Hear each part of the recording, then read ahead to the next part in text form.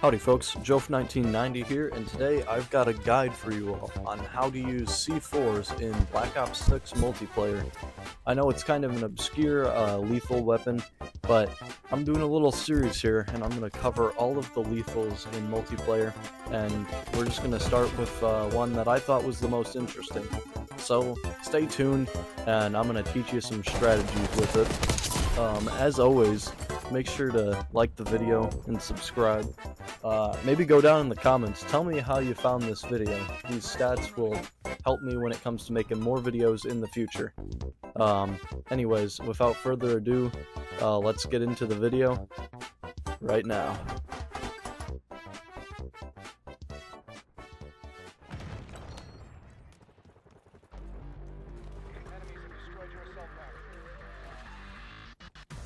So to start off, we're going to be doing a quick history and a brief overview of the weapon, and on top of that we're going to be going over a couple strategies, just some pretty surface level stuff to start off with. As far as the history of it goes, I'm pretty sure the C4 has been in just about every mainline Call of Duty game, used mostly as a remote explosive to apply pressure to certain points of the map. The main purpose of remote explosives is to apply pressure to a specific point on the map, or give coverage to areas that you're not actively guarding. In addition to that, remote explosives can also be used with a bunch of different tacticals and field kits in order to offer a lot more versatility, whether it's doubling down on defending a point or even trapping opponents to get the upper hand. In Black Ops 6, the C4 is the third lethal that you unlock in your progression journey throughout the prestiges, unlocked at level 14 of 55. It deals pretty good damage, I would say, probably about as much as the Spring Mine.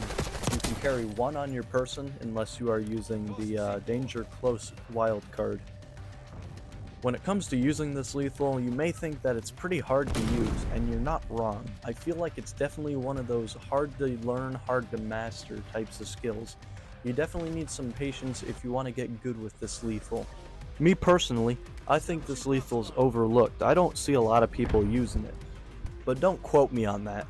Anyways, now that you got your overview, let's go over a couple simple strategies when it comes to using this weapon.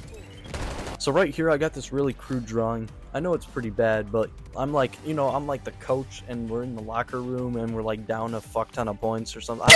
So check it out. Enemies in that room, boom, put a bomb on that cover, and then boom, you can flank around. He won't be ready for you. Hey, he'll go that way. He's fucking dead. Or option B, he goes right into the confrontation with you, which can go both ways, but either way, you stopped him from going the other way. So that's good. Your other option, you can go backwards. You can start retreating, because you know what that's going to make him do? You guessed it. He's going to go right into your trap, and boom, he's fucking dead. And then once again, for the option B, he can go around since he saw you place that bomb there. And then, hey, you could even set some alternate traps there or some tacticals, and you'll be ready for him.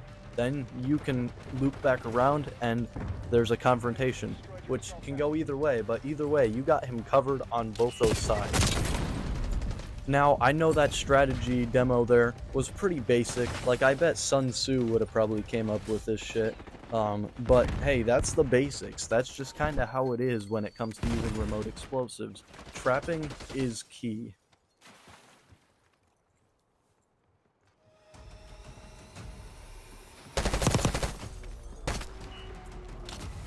So loadouts matter. Everybody knows this. Whether you use the smallest SMGs or the largest rifles, what you put together will make a difference.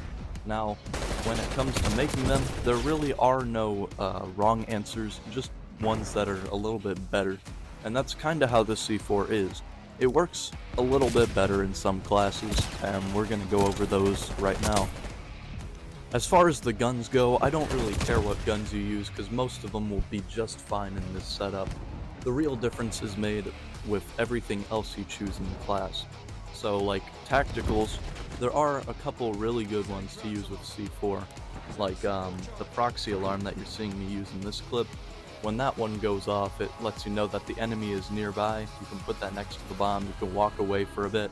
The alarm goes off, you can set it off, and if they're still there in that location, pretty good way to nab a kill when you're not even there. Smoke grenades are another pretty good tactical to use with C4, in my opinion. They obstruct your enemy's view of the room, and if your enemy can't see, you know what else they're not going to be able to see? That's right, your bomb. And that is going to be a really good way to set up for a very good trap.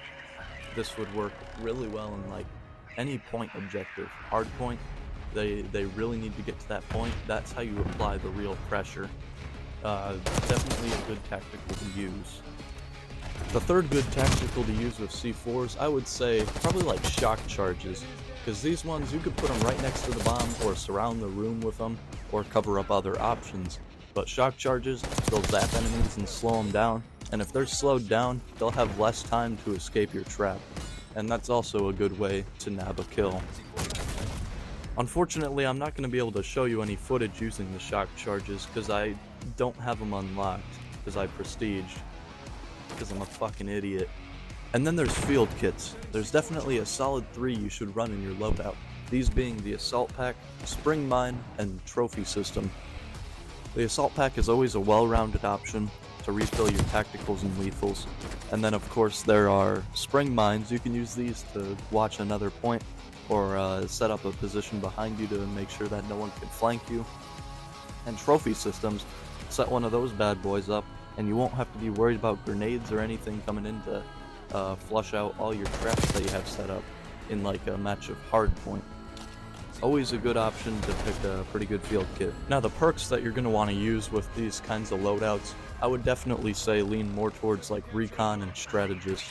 You definitely wouldn't want to use enforcer with the C4. With the wild cards, you could always be running primary gunfighter, gives you 3 extra attachments to your weapon, or say you want to run 2 C4s to trap off multiple points, go with danger close. If you want to have an extra perk, go for it, because then you could run stuff like shadow, making you undetectable to enemies' traps. Just be wary, because they could be doing the same thing to avoid yours. Now don't take everything I say as fact when it comes to making loadouts, because that's the thing. You gotta make them, and it's all about being creative and coming up with your own methods. Anyways, let's get on to the next section.